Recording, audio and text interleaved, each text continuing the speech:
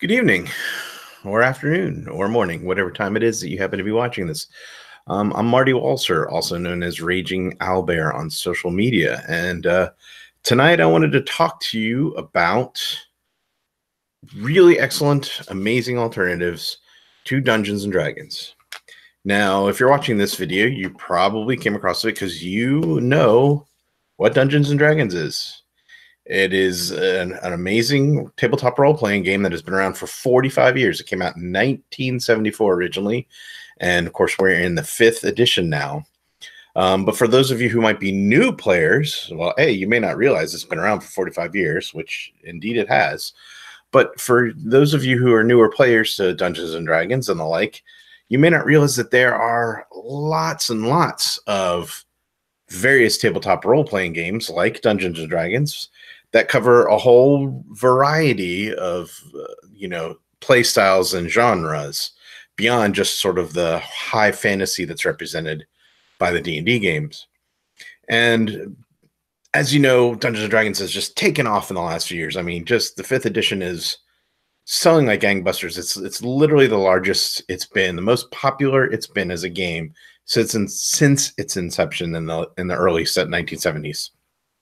You can even see behind me I have a 1977 set of an old advanced Dungeons and Dragons Dungeon Master's Guide. I have a whole bunch of the older editions. I'm pretty much, I've been in it since the beginning, but that doesn't mean that I don't also try some other really excellent games, whether it's fantasy or science fiction, that are out there.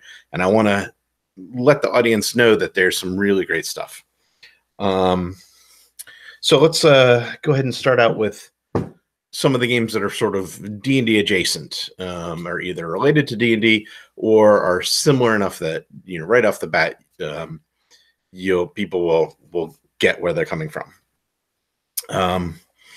And the first I want to talk to you about is a game called The One Ring. It's a game put out by Cubicle 7, and it's based on the J.R.R. Tolkien books, the Lord of the Rings, The Hobbit, the Silmarillion, etc., etc. So it's based on all the lore of Middle-earth. But Cubicle 7 is well aware, as many of the game companies are, that games like Dungeons and Dragons is the 800-pound gorilla. It is really the big brand in the room, backed by Wizards of the Coast and the parent company Hasbro.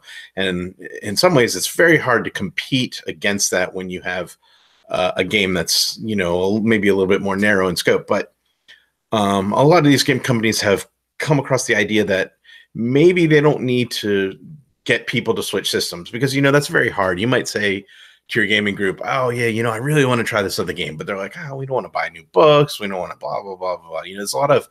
There's a lot of resistance to trying something new sometimes, especially in gaming circles. So what they figured out is that, well, why not use the power of Dungeons and Dragons 5th edition and leverage that for our own brand? And one of the things that the Cubicle 7 has done, the creators of The One Ring, which is a beautiful game, is they've come out with this version called Adventures in Middle-earth, a player's guide. This is a player's guide. There's also the Lore Master's Guide and several other books about the setting. But notice it has this little 5e symbol. It's because this is a 5th edition compatible version of The One Ring, in a sense. They've taken all the lore, the Tolkien lore, and the sort of the style of The One Ring and rewritten it such that those people who are already familiar with the 5th edition Dungeons and Dragons can transition into a Middle-earth based game fairly easily, because all the mechanics will seem very, very familiar. And I got to tell you, this book is beautiful. And the Lore Master's book as well. It's, for those of you who may not realize how Lord of the Rings sort of translates into a game setting, it's much lower magic. People like Gandalf are very rare. They're Gandalf is practically a minor, a deity. He's one of the Maiar, if I recall correctly, my lore correctly. But these Gandalf and Saruman and Radagast the Brown and all those guys who are wizards Those are very rare in Middle Earth. Most of the people are just sort of plain folk, elves and halflings, and they're just so. The setting is very, very low magic, and as I said, it's beautifully illustrated. This is the familiar sort of map from like The Hobbit and the Lord of the Rings. But the illustrations are just there's these really beautiful black and white, and there's very stunning color folios as well. And again, they've taken this sort of low magic idea and translated into D&D really, really well, actually. It really, I mean, and the artwork is just beautiful. A lot of it is based on the John Howe. Actually, some of it may even be John Howe. I should have researched that beforehand, but the Lee and Howe, who are very well known for having illustrated the Lord of the Rings books back in the 70s and 80s and stuff like that. The art style is very much taken, straight from their style. And I got to tell you, this is a really fantastic game. It really it has a very different feel than sort of standard Dungeons and Dragons. It's like I said, it's a little magic. It's a little bit gritty.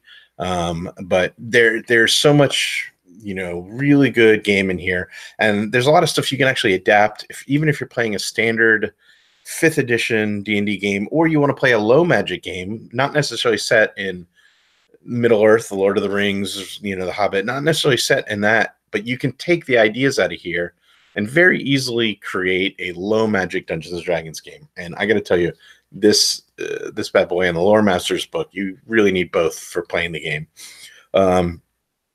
Are just great resources, and make an excellent game, especially if you want to play a Middle Earth style game. And again, there's also the One Ring, which is a different game system, but has this really great narrative feel, and you should check out. But if you want to, if you're like, I really like D&D, I want to just sort of test the waters on other systems first, this is a great way to start.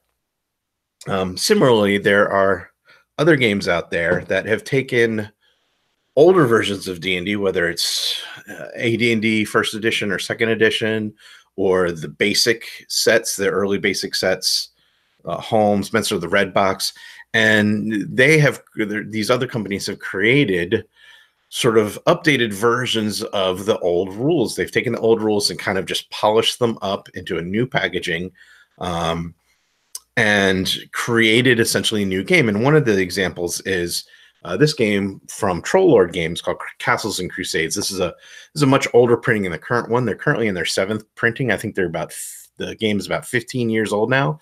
But Castles and Crusades is very much advanced Dungeons and Dragons in feel. The classes are like advanced Dungeons and Dragons, but it has mechanics that are sort of updated to be like the modern Dungeons and Dragons, no Thaco, ascending AC. The saving throws are similar to like in 3rd edition, but basically they've taken a lot of the sort of modern mechanics that have grown out of Dungeons and Dragons in the last 40 years and created essentially a version of Advanced Dungeons and Dragons that is more modernized. And so if you were to think of Castles and Crusades is kind of like what 3rd edition might have been like if Wizards of the Coast hadn't come along. So it has that very much that advanced Dungeons and Dragons play style and feel baked in, but with sort of a more modern game mechanics in it. And this is the Troll Lord Games. They're really, really great people. They're very nice. I've met a couple of them in person at game conventions, and this is a fantastic game if you like the advanced Dungeons and Dragons feel. And similarly, there are other versions, just like Castles and Crusades, out there on the internet where the base PDFs are free. There's Swords and Wizardry, which plays very much like the original white box Dungeons and Dragons. There's Labyrinth Lord, which plays like the basic Dungeons and Dragons, Basic Fantasy, another one. And all of these independent publishers have published versions, and they've put the PDFs out there for free on the internet so that you can check out their sort of translation of the old school games. And people often call them the OSR, the old school revival or old school renaissance, because they sort of take the rule sets that were, you know, between say 1974 and the early 80s, you know, the red box, the BECME, you know, basic and expert, etc. And they've taken those rule sets and sort of cleaned them up and polished them. And I'll put links on the video and in the blog so that people can check those out. Similarly, there are other companies that have been around pretty much as long as TSR was, as long as Dungeons and Dragons, and one of them being Runequest, which has been around for a long, long time. I honestly don't remember the year Runequest came out, but it is one of the older games. But it has itself a newer edition put out by Chaosium, and you know, they kickstarted their new edition recently, and they have new hardcovers now. It's based on D100 system, and it has that, you know, really sort of sword and sorcery feel to it, but it's you know, it's got like that how should I say, almost that while D&D is sort of that sort of high fantasy, super heroic, this is high fantasy too, but it feels very much like you know, the Greek myths are coming right off the page at you, you know. And it's another really wonderful game to check out. Runequest, again, it's been around for ages, and it's gone through several iterations, and I believe this is the newest quick start. You know, and I picked this up for like $5 at a convention, so I could, you know, try it out, give it a go, take a look. Similar, there's another game called 13th Age, which is a little bit based on sort of 3rd edition and 4th edition Dungeons and Dragons. I do not have a copy of 13th Age with me, but it's another excellent D&D like game, and they have they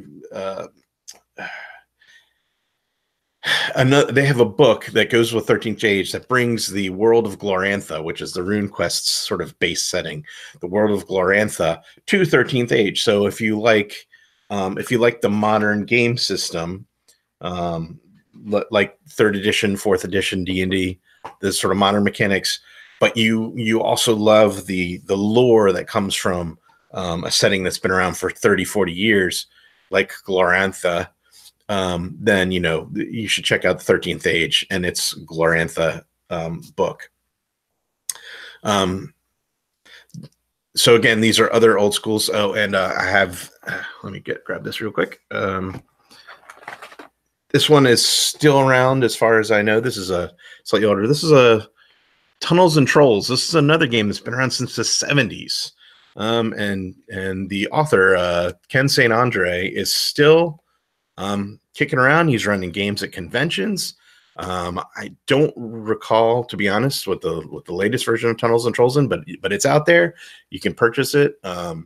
This is one from several years back. This is a 30th year anniversary edition, and I love this version because it's this little digest book.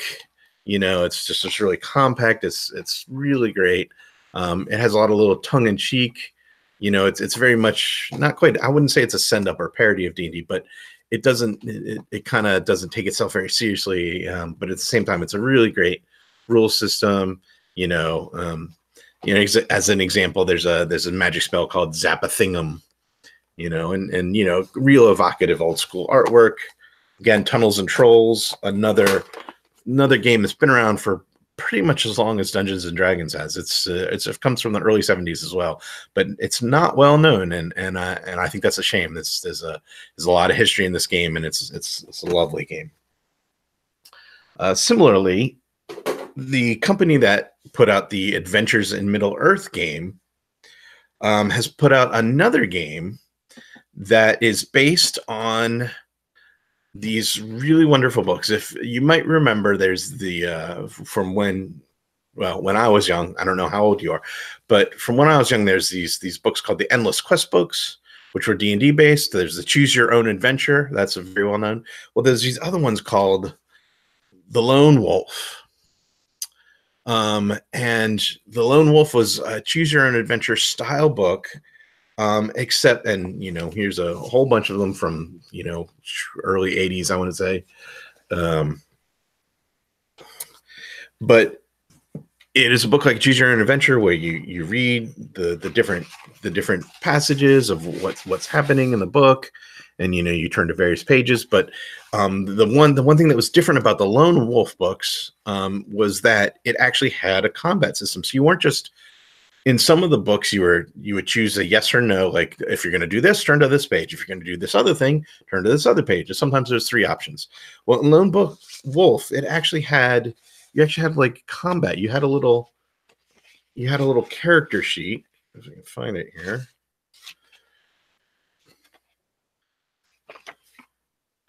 Now, anyways, you had a little character, and he had equipment. See, there's a little equipment list, and you would basically make a little character, and play a little solo game. And you had a random number table in case you didn't have dice. And again, there was a combat results table. Well, these books, which are long out of print now, however, just a few years ago, the people at Cubicle 7 who make the One Ring and make Adventures in Middle-earth came out with a version of this game as a role-playing game, and it's called the Lone Wolf Adventure Game. And I got to tell you, this thing is fantastic. It's very streamlined. It's pretty rules light. But I've been playing this. My wife has been game mastering this with myself and my daughter. My daughter's 8. And she loves it. She's just having a great time, and it's absolutely beautifully written and illustrated. As you can see, the artwork is, sort of very evocative. It has a kind of a realistic feel to it. It's not cartoony at all. It feels very medieval. And the pieces that come along with it are just as equally stunning. You have these really amazing maps. I don't know how well you can see it, but these really nicely illustrated maps of the game world and the lands that you're venturing in, and these really beautifully illustrated, like, hey, here's an equipment list, and it's very, very simple. It's doesn't have like a ton of different things. It just has your basic adventuring equipment, weapons and armor, and some things that you do for being on the road. And in the Lone Wolf, the sort of Lone Wolf premise is that you are these sort of, I almost want to say they're not quite Jedi, but you are these specially trained warriors. You're raised in this monastery, and you use kind of the idea of chi, although it doesn't say that, but you have like not just physical prowess, but you do have some sort of, some mental powers, some, depending upon how you develop your character. So they are kind of like a medieval Jedi, but, very much a low powered. It's not, unlike Dungeons and Dragons, you're not throwing spells all around. It's very low key. So it has another sort of low magic, realistic feel to it. It's very simple. It uses a D10, but you don't even need a die. It comes with the inside of the box, comes with a random number chart, and you flip your little pog into the box if you don't have a die, and whatever number it lands on, and there's your random number generator. So it's just kind of fun, and that's a lot like what was in the old books. So it has a lot of these touchstones for people who read the Lone Wolf books when they were young. And it is, again, it's beautifully written, it's beautifully illustrated. Cubicle 7 has really, they're just next level. One Ring, Adventures in Middle-earth, Lone Wolf, all their games are just really well done. I've become a big fan of theirs recently because I'm just looking at a lot of their stuff. So, not to gush too much, but check those out. Again, the box set, which comes with character creation and has some basic adventures in it, has like the introductory adventures in it. It's between $30 and $40, depending upon where you find it. And it's a great game, especially for younger players. If you're introducing your young kids, the only caveat I would say to that is that the first couple of adventures do the characters face death. You know, there's undead right away. There's bandits that kill, you know, that raid caravans, stuff like that. You know, kind of a lot of those tropes that we're used to seeing in D&D, similar to Lone Wolf. So there's, you know, it has the same sort of level of violence that Dungeons and Dragons has. But if you are trying to introduce your kids to D&D, Lone Wolf is really no worse than that.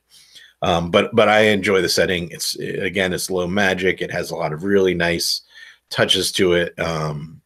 And you know, I just can't say enough nice things about what Cubicle 7 is doing recently. So let's move on to the next one. As I was talking about, there are those game companies that put out the free versions of early versions of D&D Basic Expert, and Goodman Games was one of the ones that sort of went down that path until they decided to develop their own game called Dungeon Crawl Classics. And again, the idea is to take some of those D&D tropes, but expand upon them and you know, grow the idea. And again, Dungeon Crawl Classics is a very gritty and grim kind of setting. You know, the magic is dangerous. You know, the world is deadly. And a lot of people love it for that. It's honestly, the magic system is really, really awesome. I think it's excellent because it has, every spell has kind of like, if the spell goes wrong, there are things that can happen that, you know, may not necessarily be horrible. And then there's things that can be absolutely awful, you know, in terms of, so magic is dangerous and unpredictable. So, you know, it makes for sort of a nice gritty setting, but this is very popular. It has a very old school feel.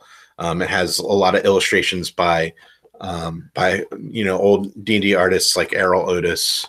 You know, you can, that sort of those very, very sort of old school feel. It has these beautiful adventure maps with the adventures. So, I mean, again, Dungeon Crawl Classics, another great alternative to D&D, you know, depending upon what kind of play style you're looking for.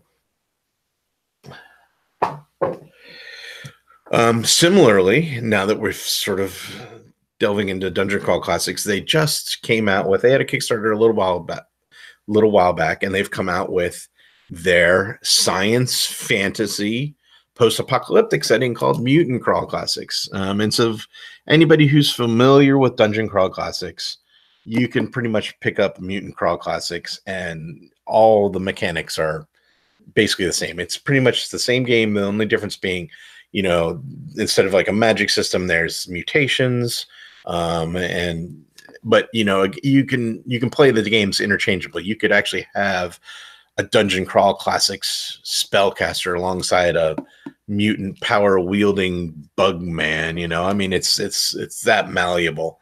And you know, this is a nice hardback. I think the Dungeon Crawl Classics, the Mutant Crawl Classics hardbacks go for around $40 to $50, again, depending upon where you source them.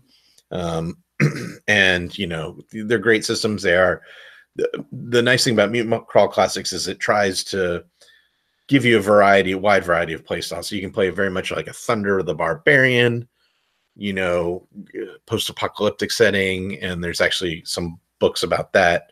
And then there's, you know, on the other side, there's very much the old school Gamma World and Metamorphosis Alpha, you know, which Metamorphosis Alpha is another one that's out there that is still available.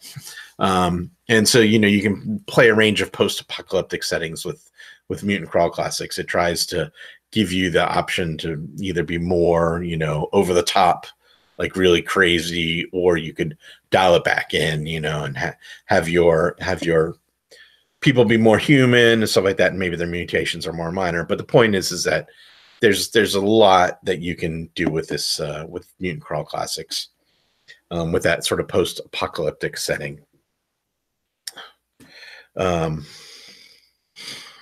So now that we're diverging a little bit more, well, let me do, I guess, a couple more D&D adjacent games. And this is one that I also enjoy. You know, honestly, I wish I had time to play all of these more often because I purchase these books and they're beautiful, and they're the rules. There's so many really nice things, like, oh, if I could cherry pick this mechanic from this game and this mechanic from, then cram it all into this, special homebrew game that I went. But Hackmaster is another one. This is in its 5th edition. Hackmaster sort of started out in a way as kind of a dark parody of Dungeons and Dragons and sort of deadly, but they've kind of grown into this really kind of nice, elegant system.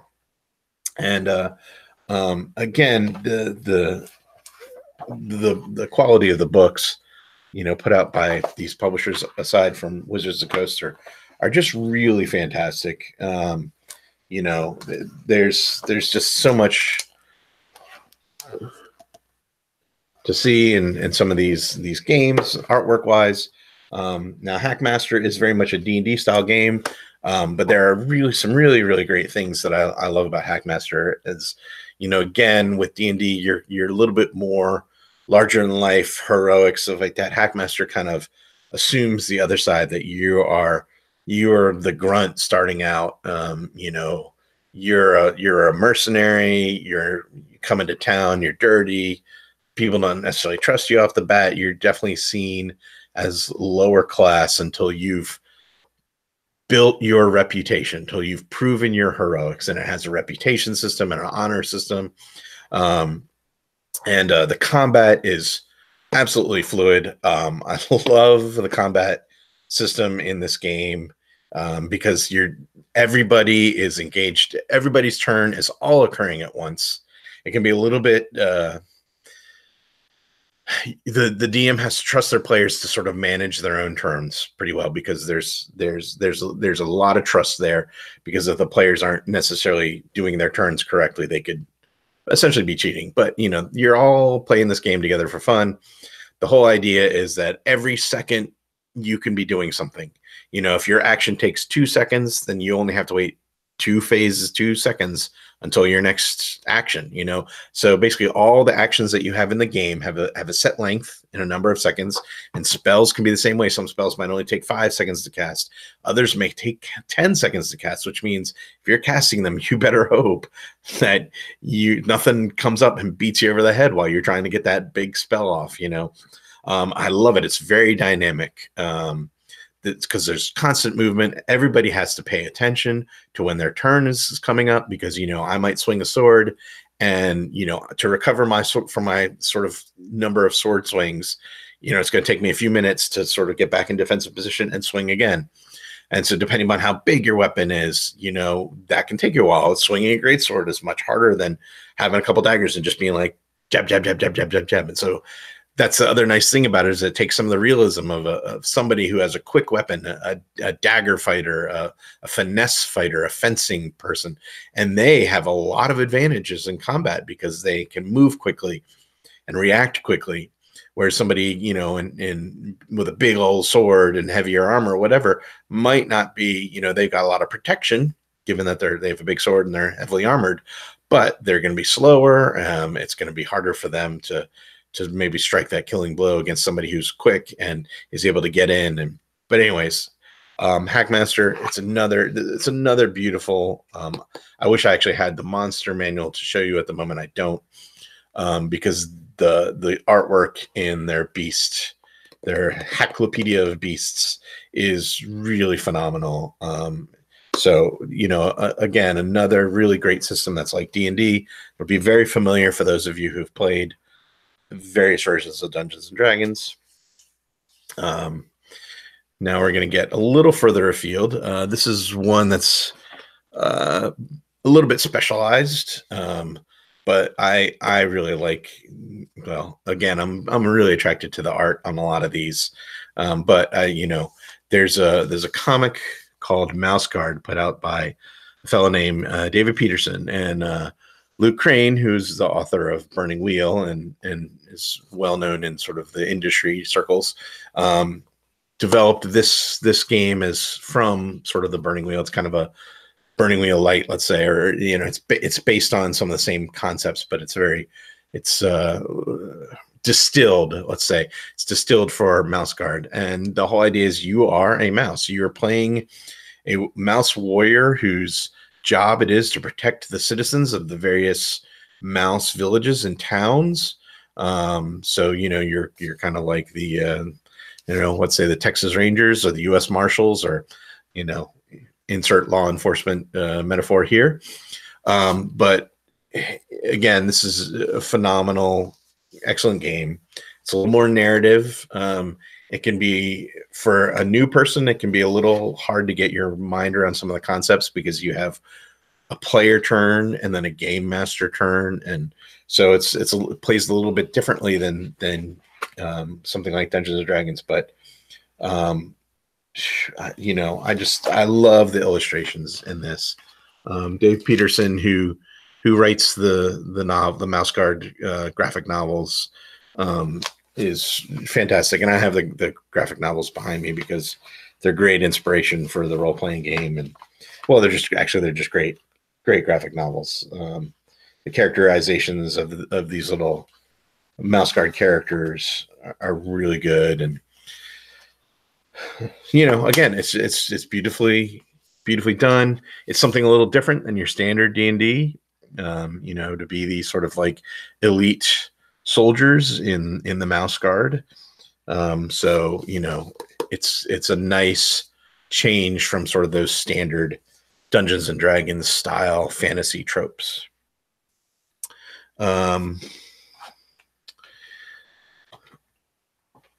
Here's another one from game from Pinnacle Entertainment Group. Savage Worlds. I love Savage Worlds, especially because the core game is just in this little $10 softback. They actually just kickstarted a new edition. They're going to come out with the new hardback and a new softback really soon. This is the one from a few years back, but you know, it's a really rules light but very action oriented pulp kind of role-playing game. But it can do, you know, lots of different genres. It does horror and supers.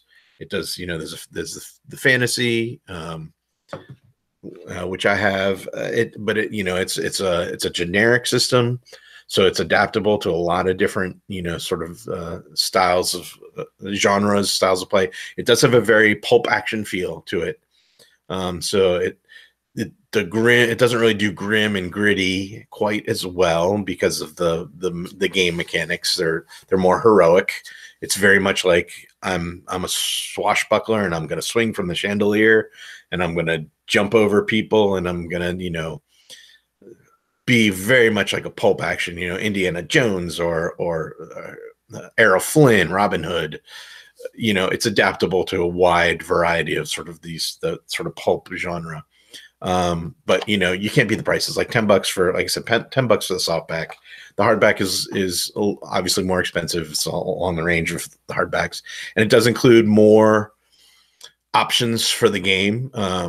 You know, but you can play the softback as a complete game. It has all of the core rules, let's say. You know, it may not have some of the expanded rules, but it has all the core rules, has everything you need to play Savage Worlds. And it's a really great game. I really enjoy it. Getting to something a little more crunchy. Steve Jackson Games. This is GURPS 4th edition fantasy. It's been out a while, but they've actually compiled GURPS 4th edition fantasy and some other publications that they put together into a new game, which I don't yet own. You know, again, I have a lot, but I don't yet own, but it's called GURPS Dungeon Fantasy. And it's based on GURPS Fantasy, but it's also, like I said, there's several sources that they sort of pulled together all these ideas that they had been working on in the fantasy roles into a game that's more like a Dungeons and Dragons sort of dungeon delving game. But if you're familiar with GURPS, it's a very crunchy system. It's skill point based.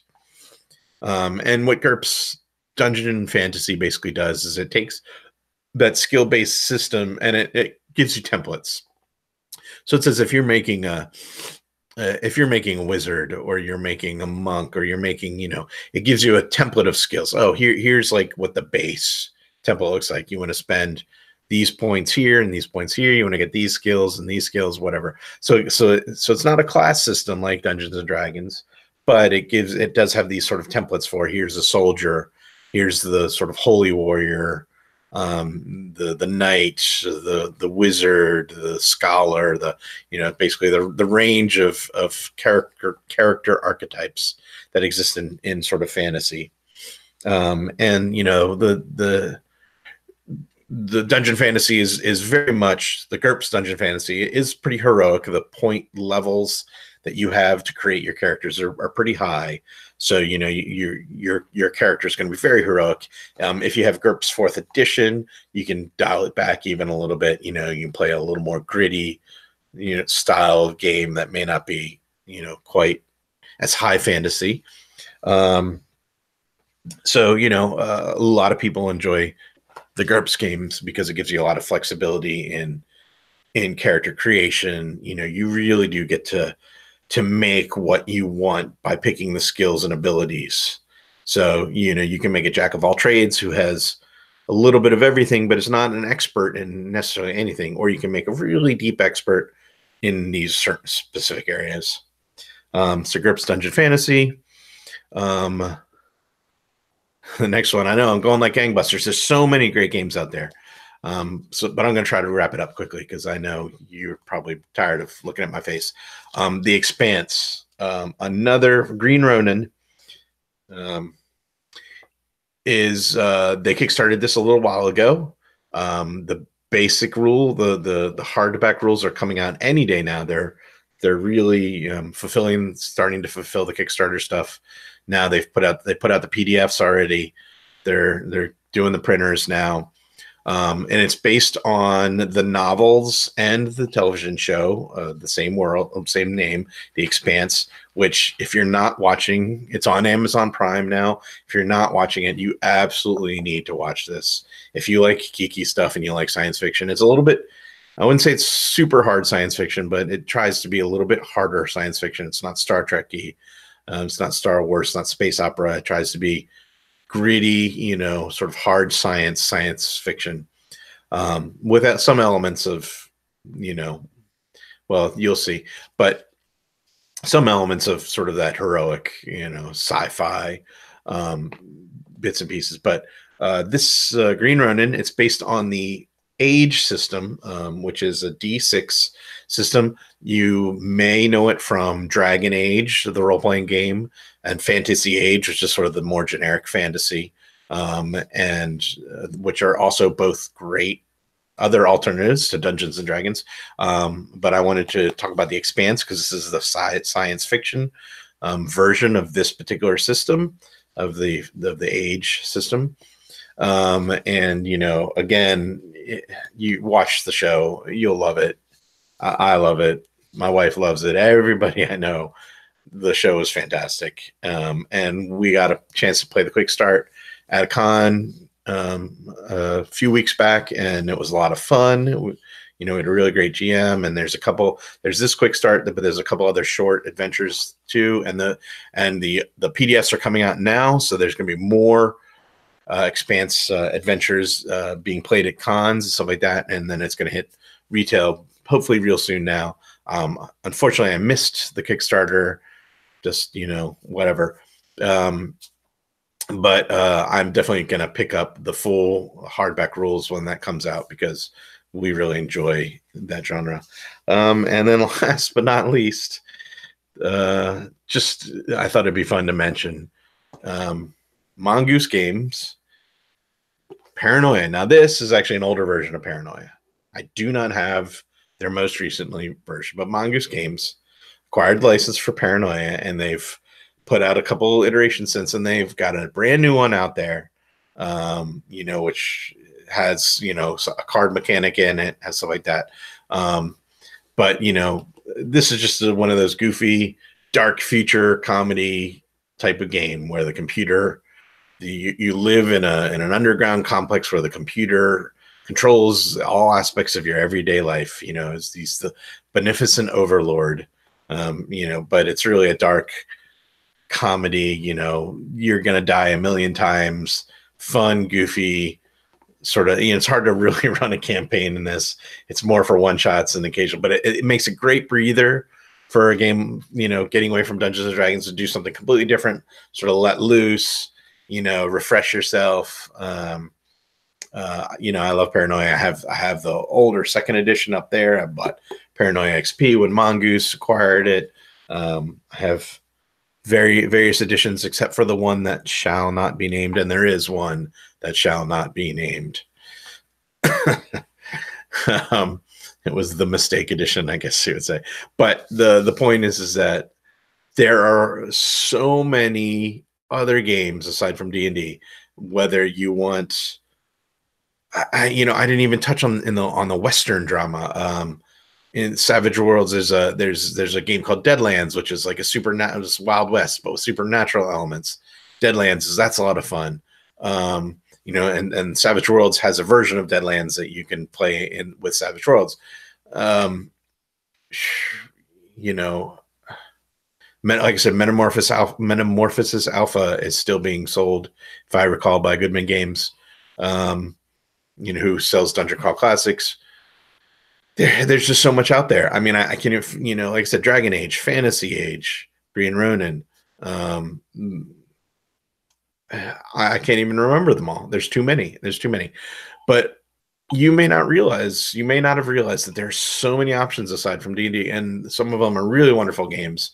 You should really get out and just play lots of different games so you can see the different play styles that these games engender, and you know how they compare with D&D and that sort of low magic versus sort of high magic, heroic fantasy, and some are more like swords and wizards and, you know, Conan-esque, and or Thundar the Barbarian, like I said, you know, the sort of post-apocalyptic. Oh, Dungeon World, Apocalypse World. Those are a little more advanced. That it helps if you have a familiarity with other game systems. But yeah, Dungeon Worlds and Apocalypse World, very, very popular. You know, 13th Age, I mentioned. Boy, Shadow of the Demon Lord. Shadow of the Demon Lord is kind of a very dark fantasy Warhammer role-playing game. The role-playing game that's in the same universe as the Warhammer Fantasy and Warhammer 40K. There's a Warhammer Fantasy role-playing game, and that I think Cubicle 7 is doing that one now too. But they have their hands in all kinds of things. They have a Doctor Who game. So anyways, I'm gonna wrap this up. I've gone way too long, but I hope this has allowed you to see the breadth of all the things that are out there. And I'm gonna put links in the video, you know, below the video, right down there, and on the blog, so that you can explore other games that you might find that are D&D like but different. So I've been Marty Walzer, Raging Owlbear on social media. I hope you liked this video. Please like and subscribe.